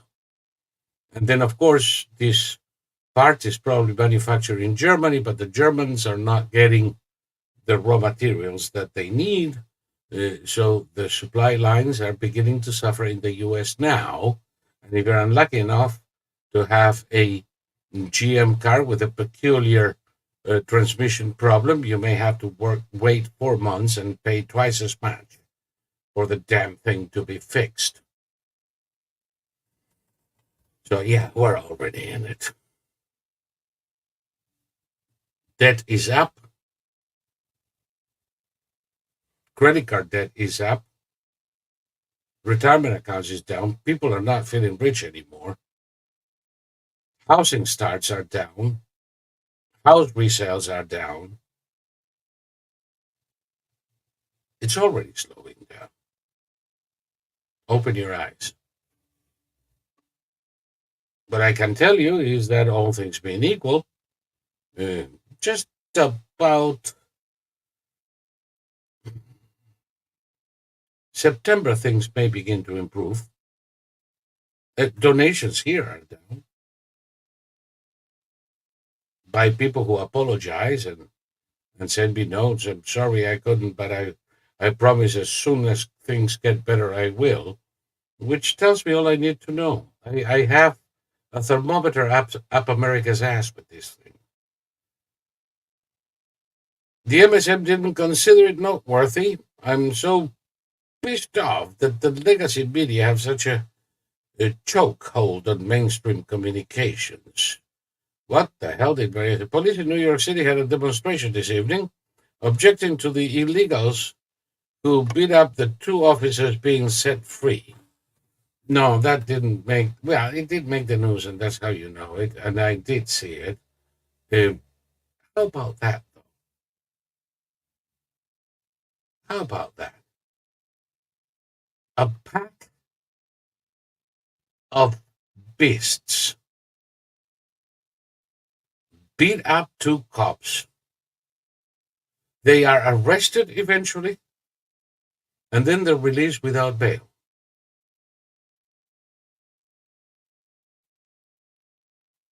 God. What is it, open season on New York cops? Are these people insane? Are we going back to the 60s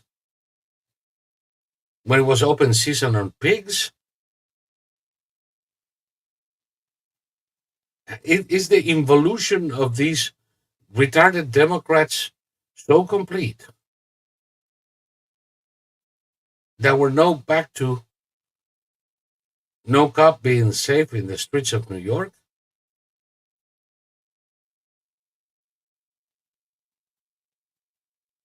These people are illegal in this country. There is no guarantee they'll show up for trial.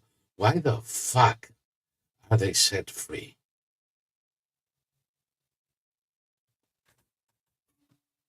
We're going to have to wait for cops to die before some idiots wake up.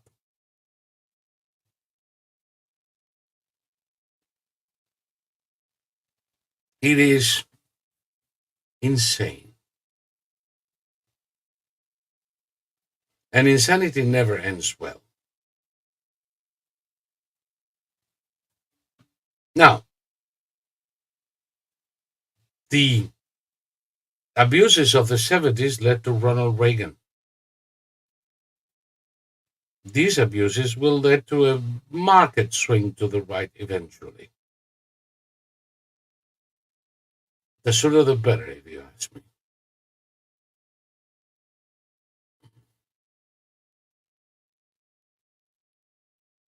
Chicago public schools are going to start late in the fall because of the Democratic convention. Good. For all the good they do, they could start late in the winter and nobody would give a shit.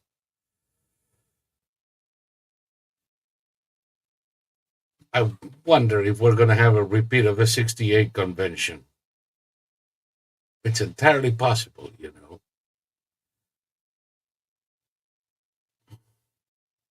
But beautiful to see police demonstrations. I don't like police demonstrations. They shouldn't have to. And it's not replacing the others, you know. How much do you think, says Stephen, the latest cop freed beasts fiasco will move the election needle to the right in New York? Not at all. It's not going to move the needle a fraction of a millimeter. Nothing. The few people who are going to vote for Trump in New York are already decided. The rest won't do it. If this shit were to happen every day. Not at all. Don't look for a silver lining there. And if you want to know where it ends, take a look at the 60s. It ends in a long period of misgovernment. It ends with the mismanagement of New York, bringing them to the brink of bankruptcy again. It ends with people abandoning the city of New York.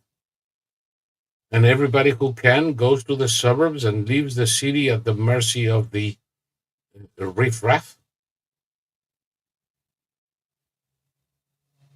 It leads to, I don't know, maybe a Bernard Goetz trying to do justice by his own hand. It leads to some deranged lunatic creating a paramilitary organization to patrol the subways. Oh shit, all of that already happened before. So it leads to all of that.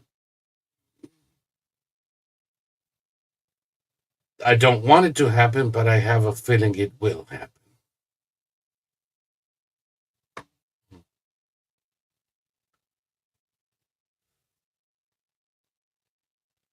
Oh, hold on. I need to.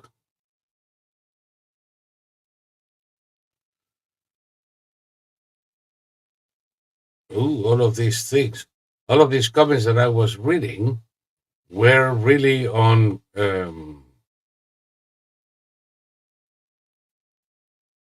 Ron's. Never vote to raise taxes. Ha ha ha. Like it's gonna happen. Uh, oh God. I had to look at the U-boob. Anyway, Deb, the Guardian Angels are back on the streets. No shit, Sherlock. Does that make me happy? No.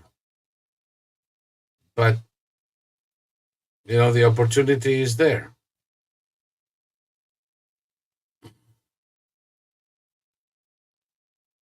Biden says he wants to close the border now. Worse. Biden is being the duplicitous son of a bitch he's always been.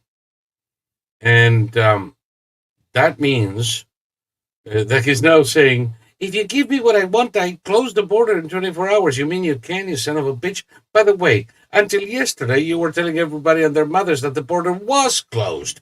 Make up your mind, you senile cretin. Somebody was saying in Ron's in Rhodes' YouTube channel that Saul abused his mastodon powers. The power. We don't have a site in Mastodon, you fucking imbecile. It's quadverum.com. Social.quadverum.com. It's not a Mastodon send, it's not a Mastodon anything. We use the same open source that Truth uses. We use the same open source that is now about to become Twitter Pro. And the software is Mastodon. And no, I haven't abused shit. I told you from the very beginning, no trolls, no bots, no harassment, no conspiracy theories. If you cannot live by those rules, get the fuck out. And if you don't get the fuck out voluntarily, I'll kick you out. You will find no ads, no spam, no trolls, no harassers, no Russians, no Indian spammers.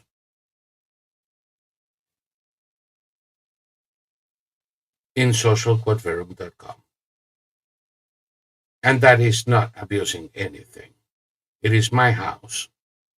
I open it to you guys to enjoy by my rules. If you want to contribute to its upkeep, I thank you profusely. But I won't force you to pay anything. If you cannot live with that, stay in fucking Twitter. What the fuck do you care what we do?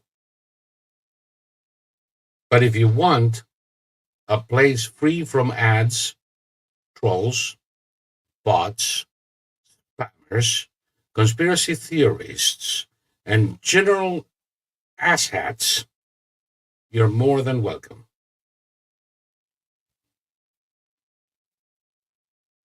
Fuck Joe Biden, says Donita, and thank you, Donita, for your donation there. And since you put it that way, then I guess I'm going to invite others to do the same.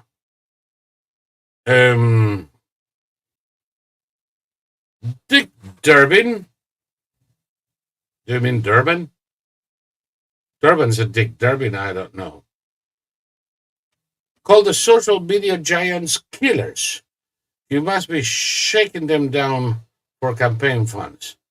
Yeah, probably.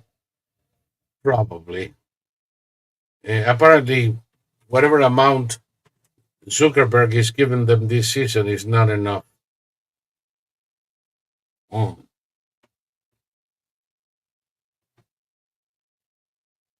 Mariah from North Carolina, Social Quad Verum, an excellent sandbox. Saul clears the shit.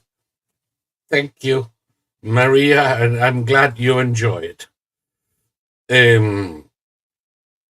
Hi, everybody. Just made jillions in Bitcoin. If you want to see my PP, just check out, which is some of the kind of shit you will find in social media, but not in Quad Verum, because where I get them, I blast them. Fuck Joe Biden, says Maria. Thank you so much, Maria, for your contribution. PP go for that much? Yes, you'd be surprised.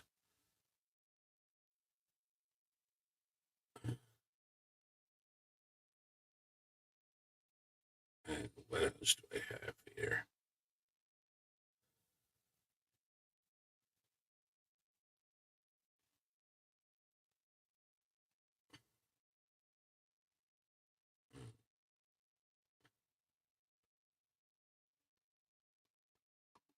Somebody suggesting we should get a blue pill sponsorship. Maybe you need a blue pill, baby, but you're gonna have to buy it someplace else. Are you Quad Verum TV in Odyssey? Yes, I am. And at the in the description of the YouTube show, you have the link to our Quad Verum TV in Odyssey, and we welcome you as well over there. For those of us who are watching us in Odyssey for the first time, this is where I tell you, click on subscribe and notifications, and if you can and find it within the boundaries of your pockets and your heart, join with a membership and help us continue the work that we're doing here. Same thing with SQV, and this is the link for SQV. You can always make a contribution there, both for the social media site and for the channels, and we appreciate it very much. And that's it for the shameless asking for moolah. It's the first of the month, so what the heck? I hope we have a better month than January, by the way. The winter is sending people into paroxysms of pain every time they get the fuel bill. That's another thing. That's the last thing I'm going to talk about today. No, people. The seas are not rising. Forests are thriving.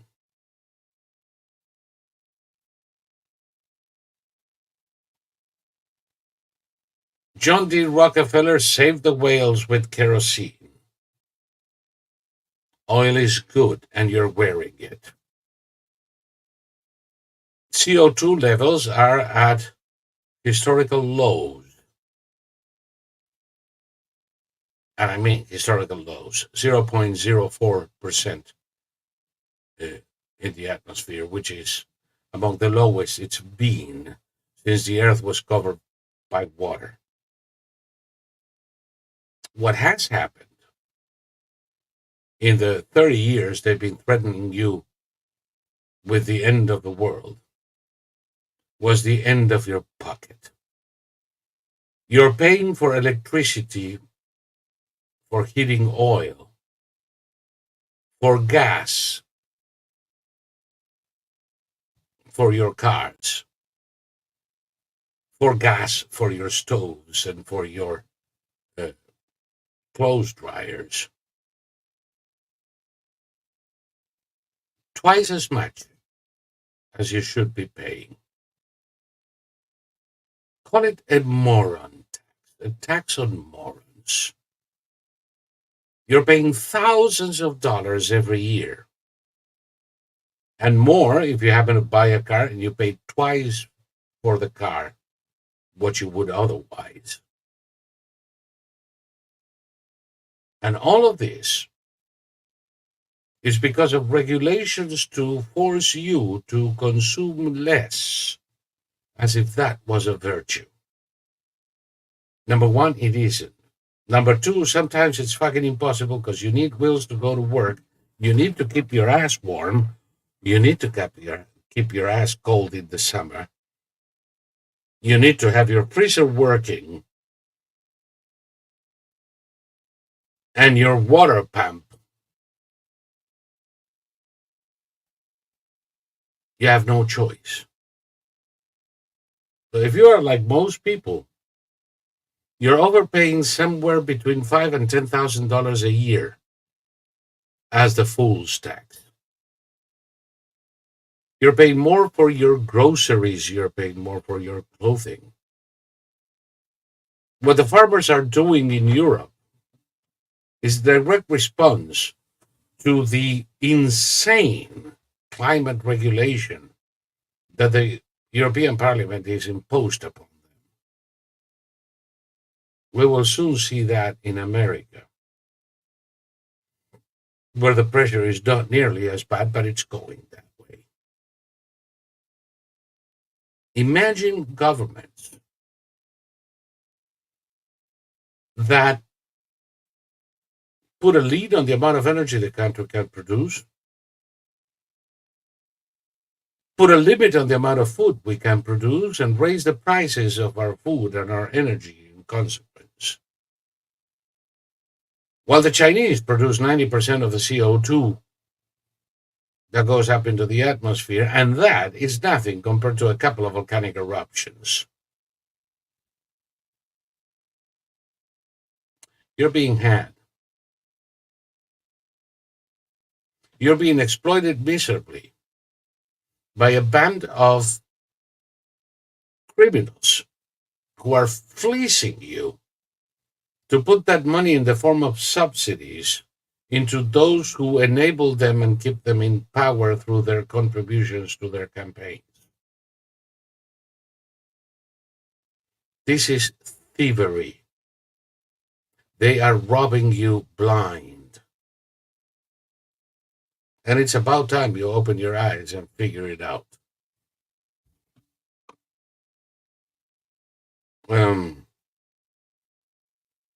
Joanne says that razor wire around the White House is okay. I would frankly build a wall all around and then fill it with water. Make the largest fucking public swimming pool in the world.